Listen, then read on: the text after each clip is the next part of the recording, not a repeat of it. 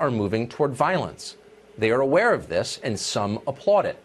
A piece yesterday in Splinter News, which is owned by Univision, explained that intimidating Trump supporters in public places is, quote, just the minimum baseline here.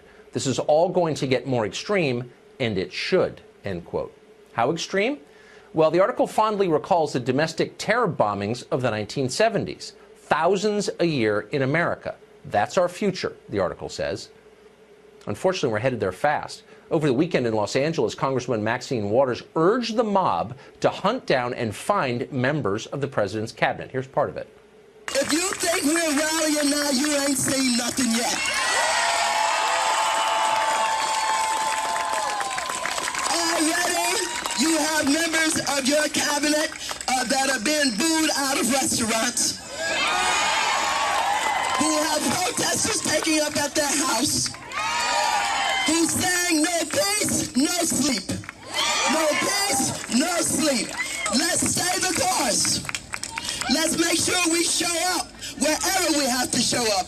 And if you see anybody from that cabinet in a restaurant, in a department store, at a gasoline station, you get out and you create a crowd. And you push back on them. And you tell them they're not welcome anymore, anywhere. Maxine Waters isn't just any member of Congress. The Daily Beast calls her, quote, a folk hero. BuzzFeed describes her as the unchallenged new face of the Democratic Party. And indeed she is. She's also a self-described civil rights leader, which makes it a little weird to see her demanding that certain people be denied public accommodations. Sorry, we don't serve your kind at the lunch counter. That's exactly what she is saying. And she said it again yesterday. I stand by my speech in saying that the protests have already started. They're probably going to continue.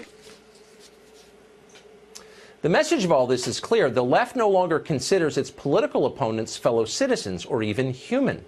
How long before they start openly calling for something bad to happen to those opponents? Well, in the case of Maxine Waters, it won't be the first time.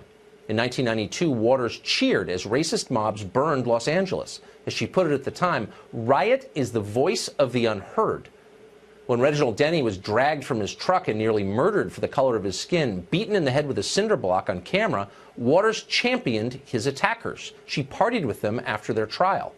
Maxine Waters has a record of endorsing mob violence. Everyone in Washington knows that. Democrats don't care.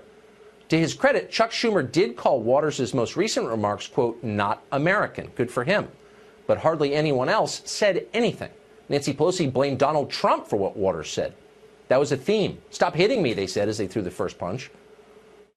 I feel that we are in pre-Nazi Germany. The stages of things that are occurring on a daily basis, the obfuscation, the lies, the totalitarian behavior is shocking and horrendous. Yeah.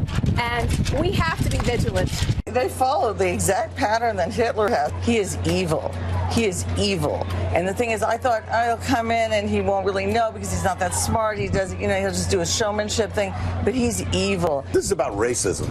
This is pure and simple racism. That's all this is. The people who support him are frightened to death of this country becoming the Browning of America. Something interesting has happened. As progressives become more authoritarian and less tolerant, they seem more convinced that they're fighting actual Nazis rather than their fellow Americans with whom, in the scheme of things, they have only relatively mild political differences. The more they accuse the administration of extremism, the more extreme they become. And that's not surprising, because once you decide that the people who disagree with you are Nazis, everything is allowed. Why wouldn't you threaten them in restaurants or burn their houses down, or who knows? This could very well end in tragedy. You start talking like this and you don't know where it's going to go. Some progressives seem to welcome all that. Quentin James, who's the head of a political action committee that supports Democrats, recently announced that those calling for calm are, quote, accomplices of the current administration. Accomplices? This is the language of total war. It's scary. It has no place in politics. We're heading towards something awful. And the only people who can stop it are the adults on the left. And there are still some.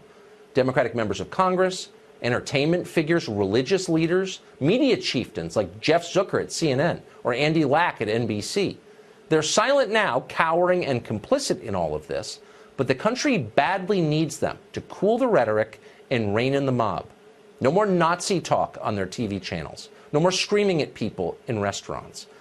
There's a point of no return, and we are approaching it, and we need their help to pull back.